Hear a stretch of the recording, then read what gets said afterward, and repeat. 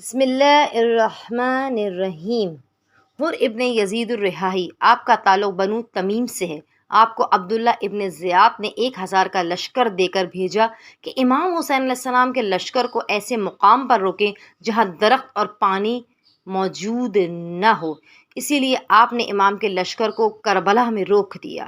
متعدد مرتبہ خبردار کیا کہ اس جنگ کے نتیجے میں امام کی جان بھی جا سکتی ہے۔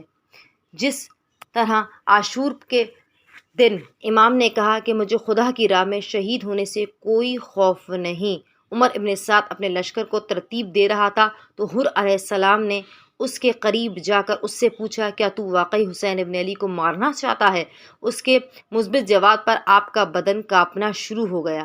کسی نے پوچھا تو آپ نے کہا، یقیناً میں اپنے آپ کو جنت اور جہنم کے درمیان پا رہا ہوں۔ ابا خدا، اگر مجھے کاٹ دیا جائے اور جلا دیا جائے تب بھی میں جنت کا ہی انتخاب کروں گا۔ اور اس کے بعد آپ نے امام علیہ السلام کی خدمت میں جا کر معافی مانگی۔ آپ کے کانوں میں اللہ تش کی صدائیں بھی موجود تھیں اور آپ کو شدید پشیمانی تھی کہ آپ کی وجہ سے آل رسول امام حسین علیہ السلام کے گھر والے پیاسے ہیں، خاص طور پر چھوٹے چھوٹے معصوم بچے۔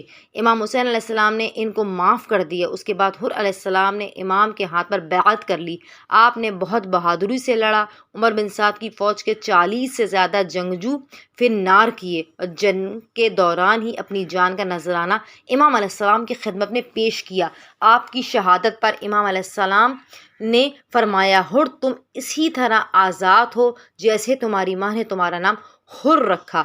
حر کا مطلب ہے آزاد، بلکہ تم دنیا و آخرت میں بھی آزاد ہو۔ آپ کو یہ بھی شرف حاصل ہوا ہے کہ آپ کو امام حسین علیہ السلام نے اپنی ماں جناب سیدہ سلام اللہ علیہ کا رومال آپ کی پیشانی پر باندھا، کیونکہ آپ کی پیشانی سے خون جاری تھا۔ وصلی اللہ علی محمد وآل محمد فعجل فرجہم۔ کائنڈلی ہمارے چینل میسیج آف اہل بیت کو سبسکرائب کیجیے۔